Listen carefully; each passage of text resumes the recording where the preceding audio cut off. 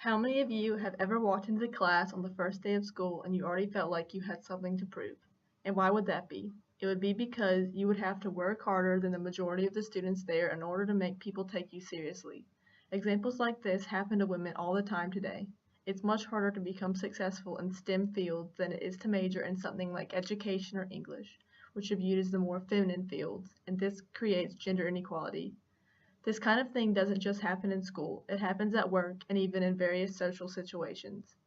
Gender inequality doesn't just happen to women either. Accepted stereotypes associated with gender roles can hinder men as well. For example, those who aren't the breadwinners in a family are looked down upon as less than other males. Basically, gender inequality is still occurring all the time. An example of gender inequality that is in the news today is over the issue of professional women's soccer, which is discussed in an online article written by Ewan McCurdy this month on CNN called New Goal: U.S. Women Eyes Soccer Equal Pay. Even though the women's national team generates a higher revenue than the men's, they were paid roughly 2 to 3 times less and are having to fight in court for equal pay. From all these examples, it is obvious that gender inequality is still a current and extremely prevalent issue. Gender inequality is the unequal perception and treatment of different gender identities. This is a very broad category that can stretch to include many gender issues from valuing men over women to respecting cisgender over transgender. Since it is such an all-encompassing term, today we are going to give you a few examples of its specific effects but present a solution for the entire issue.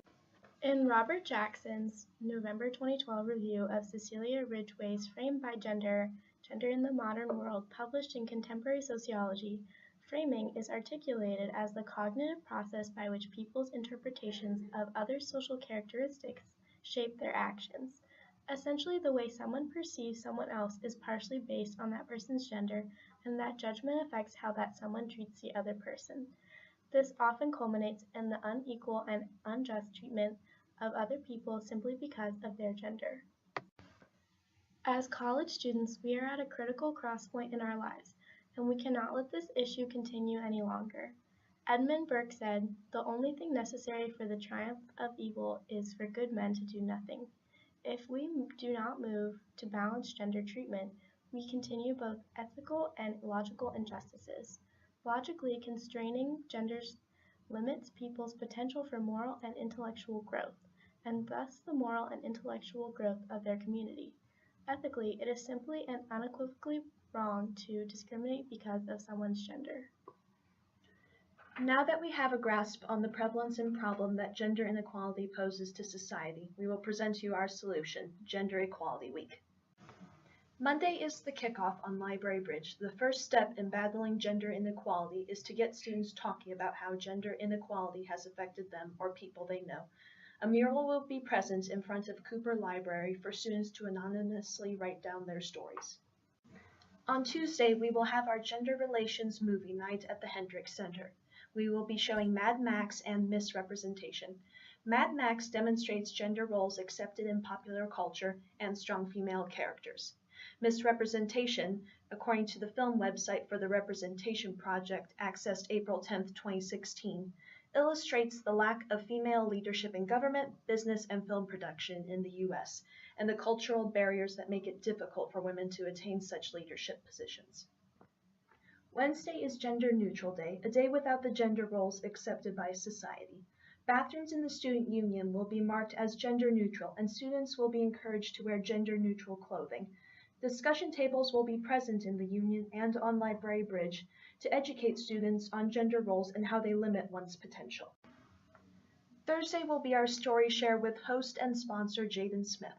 Volunteers and students will gather to talk about how gender inequality has affected them in a safe and structured environment.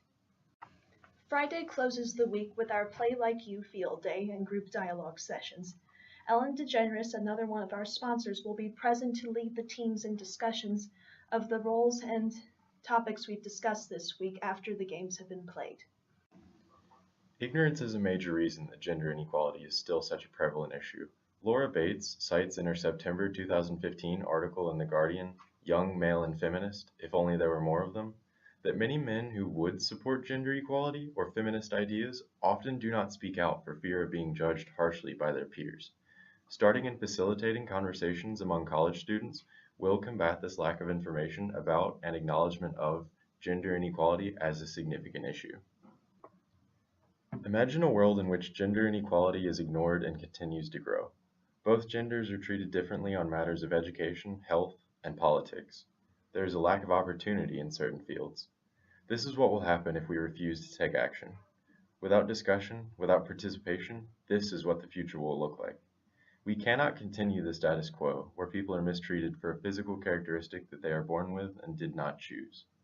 Now imagine the alternative, where everyone is treated equally, independent of what sex they were born. Both genders are treated the same, have the same opportunities, and are compensated equally for their work. By participating in our Gender Equality Week, you would be working towards this vision. To accomplish this, both education and discussion are necessary. The events of this week will help participants with both of these. Now that you've all heard about our Gender Equality Week and the reasons in which we need it, the next step is to participate. The more people there, the better our message can be spread. And for those of you who want to get more involved, we are going to need volunteers to lead discussions, set up, and much more. Also, as an added bonus, some classes are offering extra credit for those who participate. Today, we have talked about the problem of gender inequality, how a Gender Equality Week here at Clemson would hopefully bring aid and bring light to this subject through discussion and activities.